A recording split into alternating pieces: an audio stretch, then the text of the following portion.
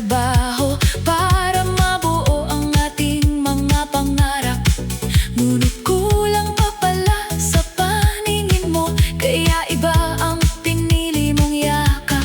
Ngayon ay mag-isa akong sumasayaw sa ilalim ng ilaw ng disco.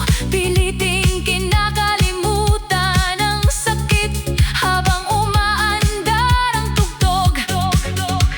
Hindi ako galit, may konting hinanakit dahil minahal kita ng higit sa